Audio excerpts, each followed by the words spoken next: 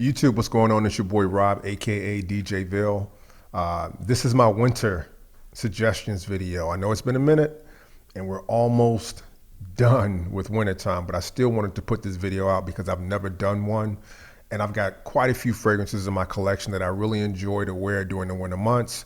And I just wanted to share these with you guys, and hopefully somebody finds a fragrance in this bunch that works for them and they can actually add this to their fragrance wardrobe. So let's get into it.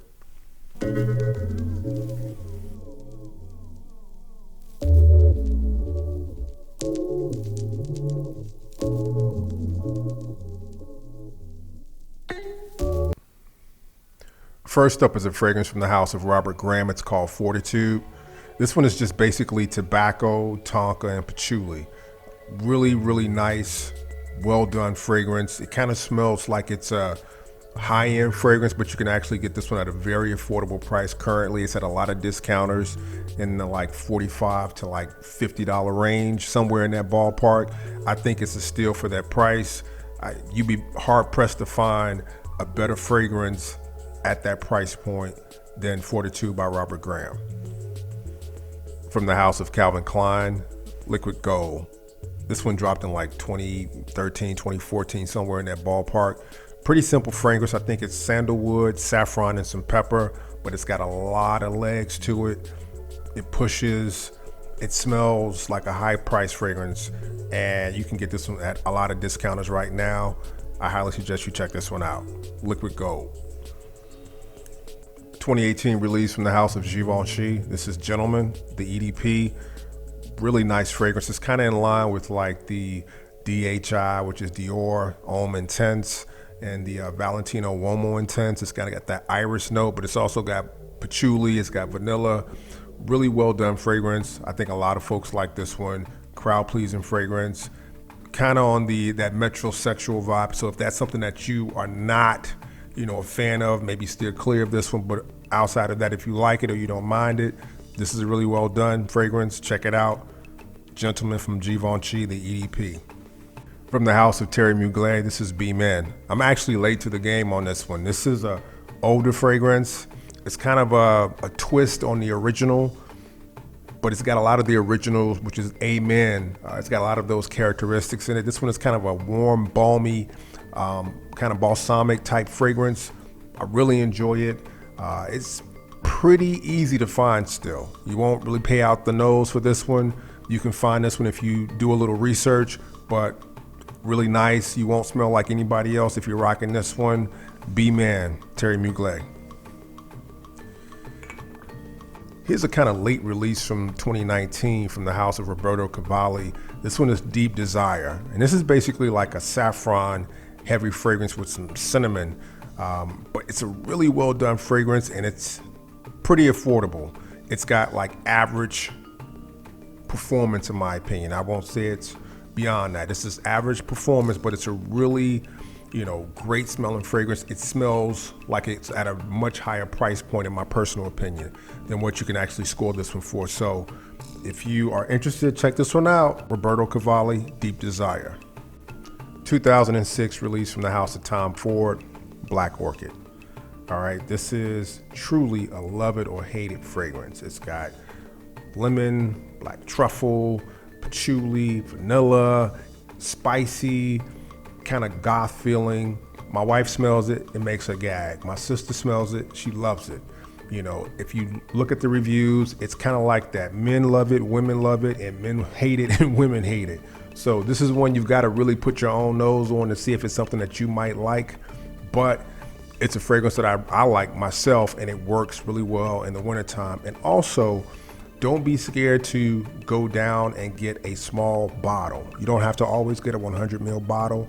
You can actually get a 30 ml bottle with this one.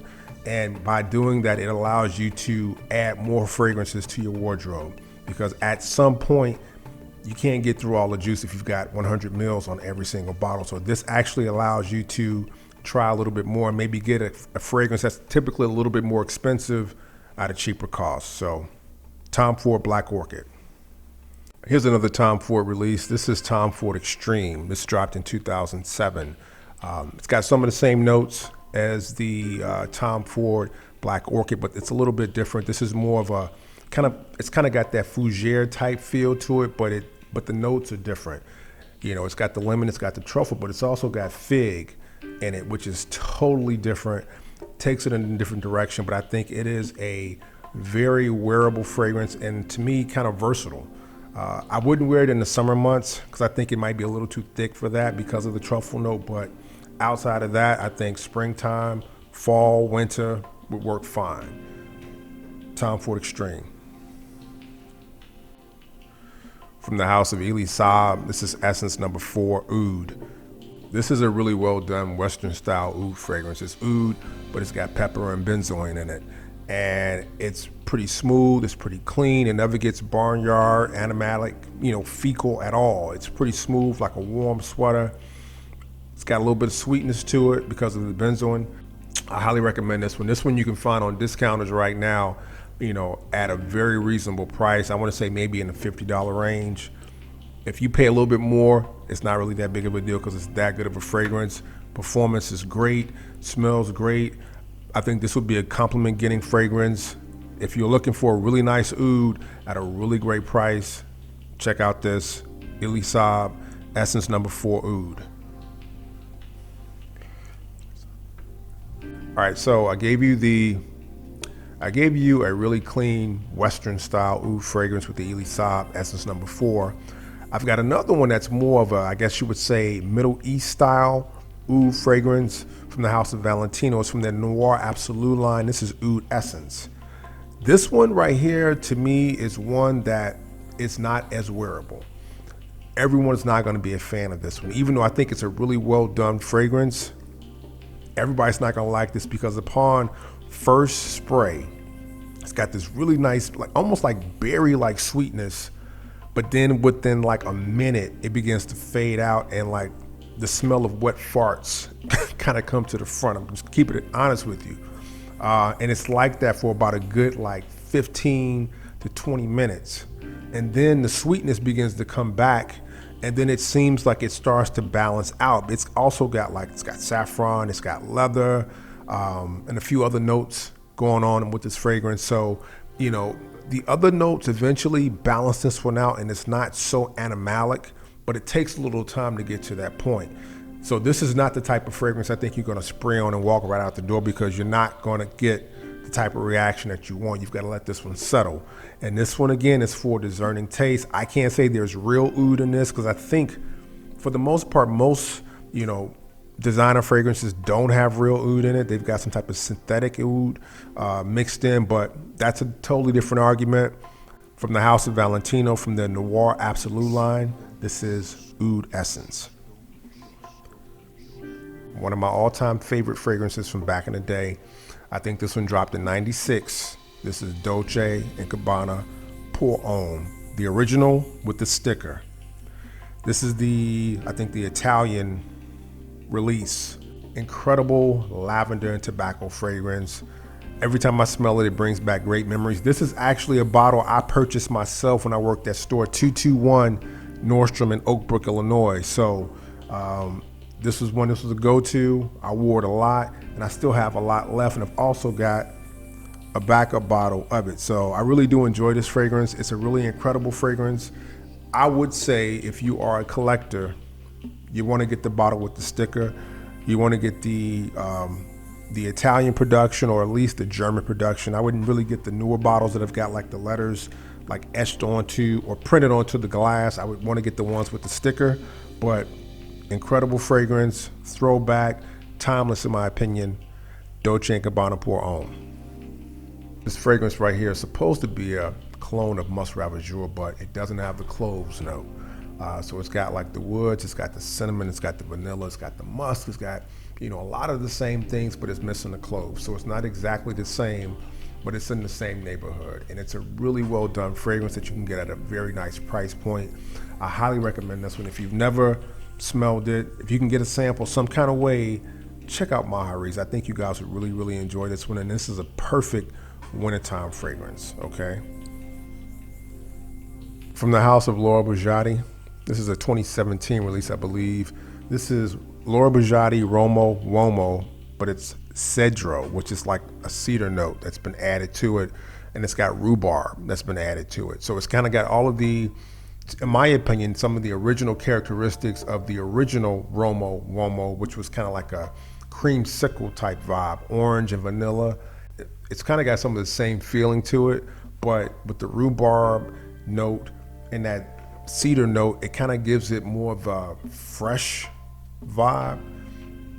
Not a very natural smelling fragrance, but a very good smelling fragrance, and it's a very inexpensive fragrance. So if you are inclined, check this one out. This is one of the fragrances in the group that I think is more of a versatile fragrance versus them being a straight wintertime fragrance. You can wear this one in the spring, you can wear this one in the fall. Summertime, I don't know, maybe more like nighttime when it's a little cooler, but definitely the other months of the year it would be great. And I think it's a great smelling fragrance that I think a lot of folks would enjoy if they smelled it. Laura Biagiotti, Romo Womo Cedro. From the house of Davidoff, this is Amber Blend. This is a 2014 release. A little bit different than Leather Blend. This is a little bit more boozy. It's got a really strong cinnamon vibe, you know, of course, amber, warm like a sweater, just smooth, really, really smooth, really, really well done. The blend line is very, very slept on, very, very underrated. I think a lot of people would enjoy this fragrance. It's got a spiciness to it. Check this one out, Amber Blend from the house of Davidoff. From the house of Zadig and Voltaire, this is Just Rock.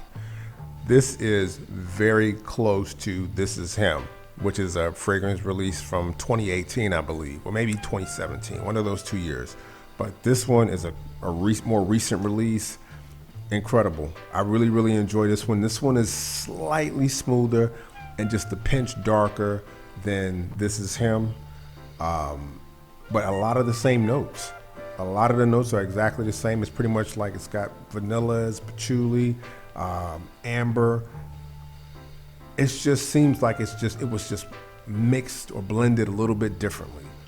Really well done fragrance. I think a lot of folks would really dig this one, but I think a lot of folks would really dig This Is Him also. This has got the matte finish and the gold lettering on the bottle, where This Is Him has got like a shiny finish, and it's got the white lettering. So you can't go wrong with either one. Again, I don't think you need both. If you want to get both, more power to you, but I don't think you need both. I think one or the other would be great. But this is Just Rock, another great release from the house of Zadig and Voltaire. Recent acquisition, so it's a late add to my list, but one I wanted to share with you guys. From the house of Rojas, this is Moustache, the EDP, and think Valentino Uomo Intense, think Dior Homme Intense. It's kind of in that same ballpark. It's kind of got the iris vibe to it. Smells similar, but not exact. This one has got more of a bright citrus opening and a little bit more spice throughout the life of the fragrance. But outside of that, it's really, really close. Where it fails, in my opinion, on my skin is performance. This one is just average. It's actually just barely average. So in my opinion, I would recommend this as a fragrance you would wear on a date. You're not gonna expect it to last all night long. You spray it, you go out, you're gonna be meeting somebody within the hour. They're gonna be close to you. They're gonna smell it. They're gonna really, really enjoy it. It's kind of a, it only, projects maybe within your space. And that's it. And it doesn't really leave a really huge scent trail, but it smells amazing. So I think for that in itself, it's worth a check out if you are inclined. Now, you can find this one at Fragrance X, if I'm not mistaken. It's in the $60 range, but it kind of goes out of stock really quickly. So if this is something you might be interested in, do a little bit of searching, you might be able to find it. Do your own research, read the reviews, see what other people say about it. But in my opinion, it's a great smelling fragrance, but it's got very, very average performance. So Moustache from the house of Rojas. That's my winner list. Guys, I thank you so much for checking out the video and sticking through it. I'm going to be putting out a lot more videos very, very soon. So everyone stay safe, be blessed, and I'll talk to you later.